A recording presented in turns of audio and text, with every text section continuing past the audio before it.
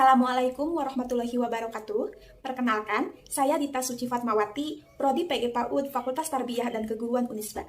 Di sini, saya akan mempresentasikan hasil penelitian saya dengan judul Studi Analisis Pelaksanaan Asesmen Terhadap Perkembangan Anak Usia Dini di KB Kolbun Syakir Pangandaran. Dosen pembimbing pertama, Bapak Dr. Mas Nipal MPD, dan dosen pembimbing kedua, Bapak Dr. Helmi Aziz MPDI. Studi analisis pelaksanaan asesmen terhadap perkembangan anak usia dini di KB Kolbun Syakir Pangandaran. Latar belakang masalah. Permasalahan mengenai asesmen terhadap perkembangan anak usia dini merupakan salah satu masalah yang masih ada hingga saat ini. Asesmen terhadap perkembangan anak usia dini merupakan kegiatan yang penting dilakukan dalam memperoleh, mengumpulkan, serta menganalisis data mengenai perkembangan anak usia dini. Di antaranya, nilai agama dan moral, fisik motorik, kognitif, bahasa, sosial, emosional, dan juga seni. Dalam melaksanakan asesmen terhadap perkembangan anak usia dini, diperlukan adanya teknik pengumpulan data. Di antaranya, observasi, percakapan, unjuk kerja, penugasan, hasil karya, catatan anekdot, dan portofolio. Berdasarkan hasil observasi awal yang peneliti lakukan pada tanggal 23 Agustus tahun 2021, bahwasanya di KB Kolbun Syakir Pangandaran, hasil asesmen dijadikan sebagai media komunikasi antara guru dan juga orang tua peserta didik. Namun, teknik pengumpulan data menggunakan portofolio tidak digunakan atau tidak dilaksanakan di KB Kolbun Syakir Pangandaran ini.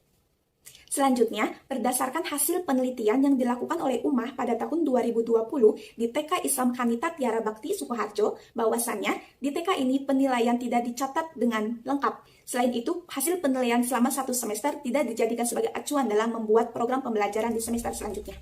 Wertham dan kawan-kawan pada tahun 2020 mengemukakan bahwa salah satu hal yang dapat dilakukan oleh guru untuk membekali peserta didik dengan pembekalan PAUD yang berkualitas adalah melalui asesmen yang efektif.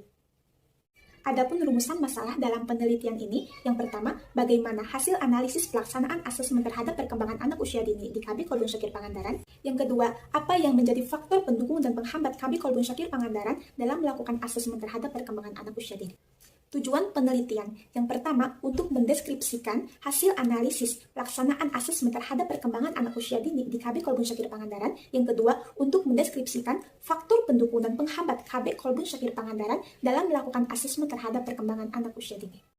Metode penelitian. Penelitian ini menggunakan metode deskriptif dengan pendekatan kualitatif yang dilaksanakan di KB Kolbun Syakir Pangandaran pada bulan November sampai bulan Desember tahun 2021. Adapun data terdiri dari data primer dan data sekunder. Data primer diambil dari hasil observasi dan wawancara, sedangkan data sekunder diambil dari foto dan juga dokumentasi mengenai asesmen terhadap perkembangan anak usia dini. Sumber data terdiri dari subjek dan objek, di mana subjek adalah kepala sekolah dan guru, sedangkan objek adalah pelaksanaan asesmen terhadap perkembangan anak usia dini itu sendiri. Teknik pengumpulan data yang digunakan adalah observasi, wawancara, dan juga dokumentasi. Analisis data terdiri dari pengumpulan data, reduksi data, penyajian data, dan juga penarikan kesimpulan. Kemudian pemeriksaan keabsahan data terdiri dari validitas internal, validitas eksternal, reliabilitas, dan juga objektivitas. Hasil penelitian, penyusunan program asesmen di KB Kolbun Syakir Pangandaran dilakukan berdasarkan hasil evaluasi dari asesmen sebelumnya yang kemudian diturunkan ke dalam program pembelajaran tahunan, program pembelajaran semesteran, RPPM, dan juga RPPH. Di mana penyusunan ini dilakukan oleh pengelola atau kepala sekolah dan juga semua guru, baik dari kelompok A maupun kelompok B, yang dilakukan di satu tempat ketika akan memasuki tahun ajaran baru. Instrumen yang digunakan untuk menilai yaitu observasi, penugasan hasil karya, dan juga catatan anekdot. Prinsip asesmen yang harus dipegang guru adalah seluruh prinsip yang berada dalam pedoman kurikulum PAUD tahun 2013. Kemudian waktu pelaksanaan atau pencatatan yaitu dilaksanakan setiap hari setelah selesai kegiatan pembelajaran di sekolah.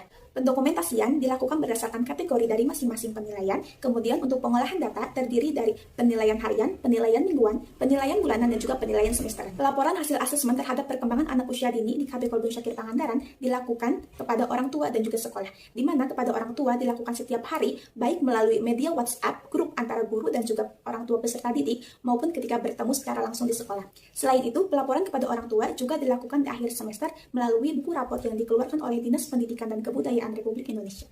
Selanjutnya, pelaporan kepada sekolah juga dilakukan setiap hari. Hal ini karena kepala sekolah ikut andil dalam proses pembelajaran yang dilakukan di KB Kolbun Syakir Pangandaran. Dan juga pelaporan kepada sekolah dilakukan di akhir semester guna juga sebagai arsip penilaian peserta didik selama 1 semester. Selanjutnya, hasil asesmen terhadap perkembangan anak usia dini di KB Kolbun Syakir Pangandaran ditindaklanjuti. Yang pertama, digunakan untuk mengevaluasi program pembelajaran. Yang kedua, digunakan sebagai bahan acuan dalam membuat atau merencanakan program pembelajaran selanjutnya.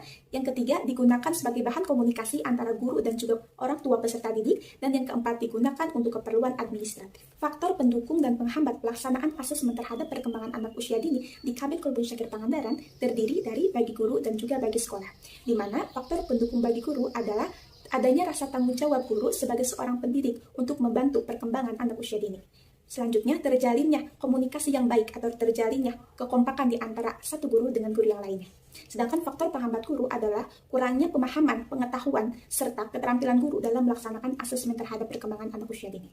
Selanjutnya, faktor pendukung sekolah adalah adanya buku-buku mengenai asesmen perkembangan anak usia dini, APE, dan juga kepala sekolah yang sering mengingatkan guru untuk melakukan penilaian terhadap perkembangan anak usia dini.